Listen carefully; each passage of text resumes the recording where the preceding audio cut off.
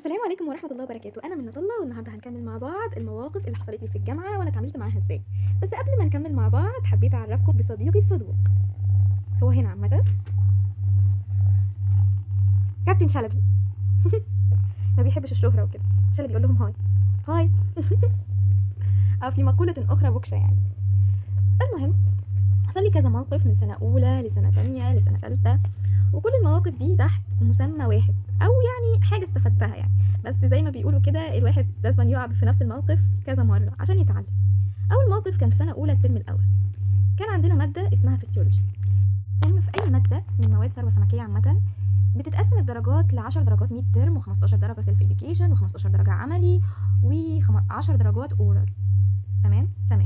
المهم السيلف إديوكيشن ده بيبقى عبارة عن مشروع صغير أو بحث أو برزنتيشن أو ماكت وات ايفر، ايه انت اللي بتعلم نفسك يعني.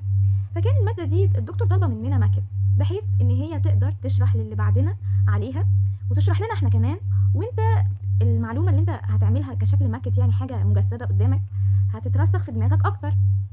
المهم كان معايا ناس كتير مغتربة، وانا قعدت بقى اقول ايه يا جماعة عايزين نتجمع، يا جماعة عايزين نعمل الماكت.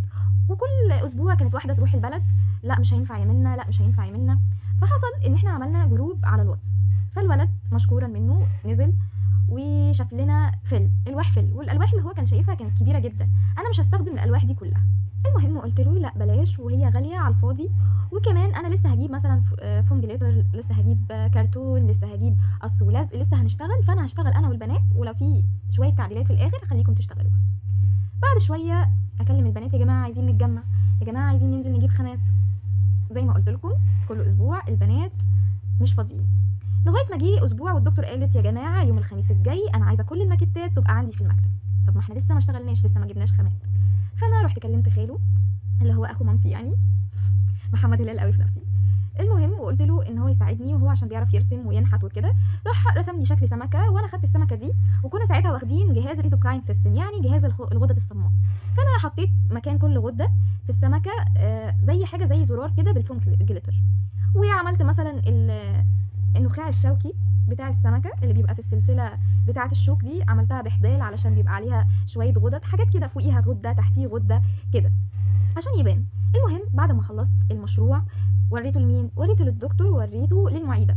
والصراحه الدكتور قالت لي شطوره، يعني ما قالتليش شطوره، قالت لي المعلومات اللي انتوا عايزين توصلوها وصلت لي. ورحت وريتها للمعيده، راحت قالت لي كويس ان انتي عملتيها بايديكي، لان انا كنت عاملاها بايديا انا ومين؟ انا وخالي. المهم تعدي الايام، بعديها بيوم الاقي زمايلي بيتصلوا الحق يا منى الولدين اللي معانا بيشتمونا. ليه؟ بيقولوا ان احنا جايبين خامات وحشه، وان احنا عاملين من الزباله وحاجات كده كتير قوي مش صح. ده الكبيره بقى ان في بنات من زمايلنا اللي بيسافروا، اللي كل اسبوع كانوا بيقولوا لي منى مسافره، منى مش هينفع، وكانوا هم اكتر بنتين ما بقدرش اتلم عليهم، بيساعدوا البنات دي يعني الولاد دول قصدي على شتيمتنا. وانا كنت عامله كل ده عشان كل ما كنت بقول للبنات دي يا بنات يلا نتجمع ما كانوش بيوافقوا. بعد كده حصل ان احنا كنا بنعمل برزنتيشن، ده السنه اللي فاتت بقى سنه تانية. والمهم انا اللي كنت بجمع المعلومات منهم في الباوربوينت واحط الصور واعمل مش عارفه ترانسليشن واعمل انيميشن والحاجات دي. فما نمتش لان في بنات بعتالي المعلومات بتاعتها والشغل بتاعها الفجر، وفي ناس بعد الفجر كمان، يعني في ناس بعتالي الساعه 6، لدرجه ان انا فوتت سيكشن مهم عليا الساعه 8 الصبح عشان اكمل البرزنتيشن. تمام. فحصل ان كان في زي احتفال يعني بواحده زميلتنا لان هي عيد ميلادها، فبقول لهم ليه ما قلتليش؟ قالوا لي ما انت كنتي مشغوله يا منى. هو انا كنت مشغوله بايه؟ طب ما انتوا كنتوا معايا بتبعتوا لي الداتا. فالموضوع ضايقني اللي هو يعني انا في الحزن مدعيه وفي الفرح منسيه يعني. فاكتشفت حاجتين. اول حاجه ان انت ما تشتغلش شغل زياده عن شغلك، انت مطلوب منك حاجه تعملها، ودلوقتي انا بعمل كده. باوربوينت هيتعمل، فالجزء اللي انت هتاخديه هتعمليه باوربوينت، وهنجيب تمبلت معين هنشتغل عليه كلنا، وبعد كده نجمع الباوربوينت كلنا في باوربوينت واحد يعني. معلومات هتتجاب، فكل واحد يجيب جزءه ومحدش ليه دعوه. في الاخر اللي انت بتعمليه ده ما بيتقدرش، ولا حد هينفعك، ولا هتاخدي عليه فلوس، ولا حتى هتاخدي عليه درجات. ما هو شغلك انت هتاخدي درجات على شغلك بس، وما تعملش مع حد ما اعرفوش يعني بعشم يعني.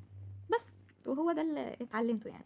وسلام. استنى اخلي بوكشه يقول لكم سلام. تعالى يا بوكشه قول لهم سلام. بوكشه مش عارفه مين يا بوكشه. باي. استنى كده باي.